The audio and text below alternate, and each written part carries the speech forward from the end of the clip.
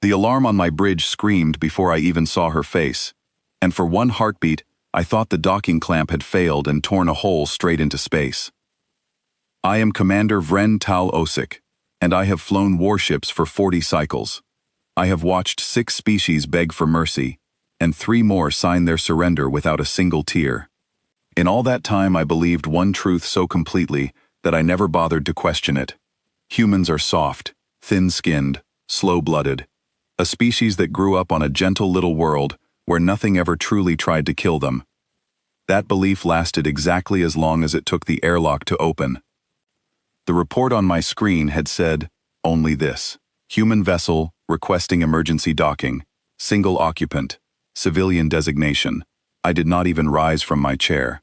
I told my second in command, a sharp-eyed officer named Yis, that we would babysit one soft-skinned traveler for a night and send her on her way by morning. Yis did not answer. She just watched the airlock feed with a strange stillness I did not understand yet. The doors slid open, and a human girl stepped through, wearing a pressure suit unlike anything in our registry. It was heavy, reinforced at every joint, built for a world that clearly wanted her dead. When she cracked her helmet seal, the air of my ship rushed against her face, and instead of flinching, she laughed. Not from fear, from something closer to joy. Her name was Elena Marsh, 26 years by her homeworld's count. I remember thinking her voice was too calm for someone who had just crossed open space alone in a vessel barely holding together. I ordered my crew to escort her to the medical bay for a routine scan, purely as formality, because I still believed there was nothing remarkable about her. That belief did not survive the hour. The moment the medical scanner passed over her chest, my physician froze completely, staring at numbers that made no sense to him. Bone density nearly double our own. A heart rate that barely rose even after she had sprinted the length of 3 corridors chasing a stray drone that wandered into her path. Lungs built to process air thinner and more toxic than anything on my homeworld. I asked her, almost carelessly, what kind of world could shape a body like that? She smiled, but it was not a proud smile. It was tired, the way someone smiles when they have survived something they never talk about out loud. She told me her homeworld's gravity crushed down at nearly 1.5 times what my own body was used to. She told me the air outside her colony domes could strip skin in under a minute if a suit failed. She told me that of the first ships that landed there generations ago, only a small handful of settlers lived long enough to have children. I said nothing. I did not yet understand what she was telling me. That night, deep into ship time, when most of my crew slept, a warning light flared red across engineering. A coolant line beneath the lower deck had ruptured, venting scalding gas into a corridor faster than our systems could seal the breach. 2 of my crewmen were trapped on the far side, cut off by heat that would melt straight through their uniforms in minutes. My engineers calculated 4 minutes before the emergency bulkhead could safely vent the corridor. My crewmen did not have 4 minutes. I gave the order to evacuate the deck and prepare emergency response teams, the standard protocol every officer on this ship had drilled 100 times. But before my team even reached the stairwell, Elena was already moving past them, wrapping her forearms in strips of insulated cloth torn straight from a supply locker. I shouted at her to stop, that the corridor was not survivable without a suit. She did not stop. She said something sharp under her breath, words I later learned were not fear, but pure determination, and she went straight into the heat. I stood frozen at the control panel, watching the feed, my hands hovering uselessly over controls that could do nothing to help her now. Every instinct told me I was about to watch a soft, fragile human collapse in front of my entire crew. She came out less than 90 seconds later, one crewman slung across her shoulder, the second gripped firmly by his harness and dragged behind her. Her arms were red and blistered beneath the torn cloth, her breathing sharp through clenched teeth, yet she stood upright the entire way to the medical bay. When our physician ordered her to lie down immediately, she asked, almost casually, if the ship had anything close to coffee. I remember standing in that corridor, long after the emergency lights returned to their normal color, staring at the scorch marks on the floor, trying to reconcile everything I thought I knew about her species.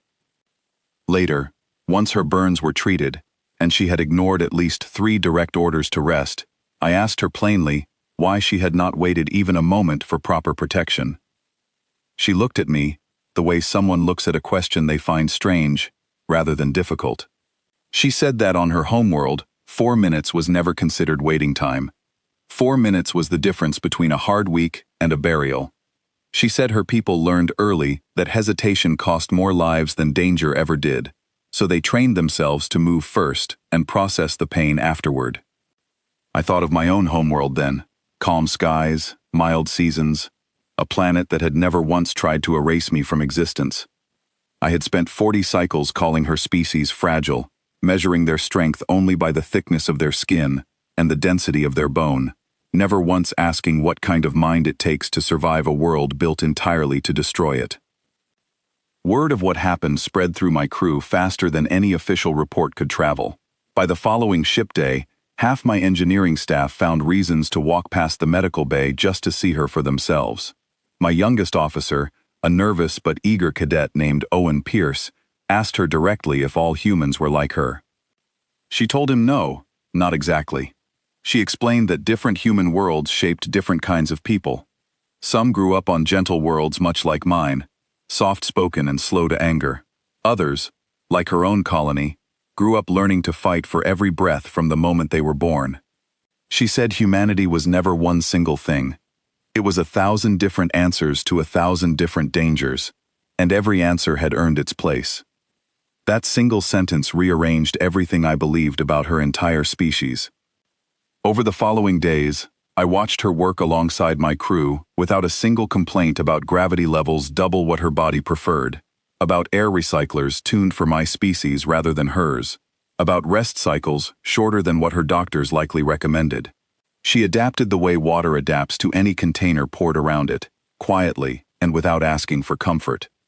When the review board finally reached out demanding to know why a civilian human remained aboard a compact warship far past standard protocol, I filed the necessary reports myself. I explained, in language even the most stubborn officer could not argue against, that her survival skills had already saved 2 lives and would likely save more before our mission ended. Nobody challenged me a second time. Elena stayed aboard my ship long after that first emergency faded into memory. She trained alongside my crew, teaching them techniques no compact manual had ever documented, methods born entirely from necessity on a world that offered no mercy to the unprepared. My own officers, proud warriors from disciplined military lines, found themselves taking notes from a woman who had never worn a compact uniform in her life. One evening, standing together at the observation window, watching distant stars blur past at speed, I finally admitted to her what I had said about her kind before she ever stepped aboard. I told her plainly that I had called humans fragile, that I had judged an entire species based on nothing more than a report I barely read. She did not seem offended. She simply said that most species judged what they had never truly tested. She said fragile was an easy word to use from a distance, but it rarely survived close contact with the truth. I have not used that word since, not once, not even quietly to myself. When new officers arrive aboard my ship and make the same tired assumption I once made, calling humans slow or soft or unworthy of real respect, I no longer bother correcting them with words. I simply let them watch. I let them watch the way Elena moves through danger without hesitation, the way she treats pain as information rather than an excuse, the way she carries the weight of an entire hostile world inside a body that refuses to break. I let them see for themselves what 40 cycles of assumption never taught me. Some lessons cannot be spoken, they can only be witnessed. And every single time, without fail, the lesson lands exactly the way it landed on me that very first night, standing frozen in a scorched corridor, finally understanding that the softest-looking creature in the galaxy may in fact be carrying the hardest-earned strength of all.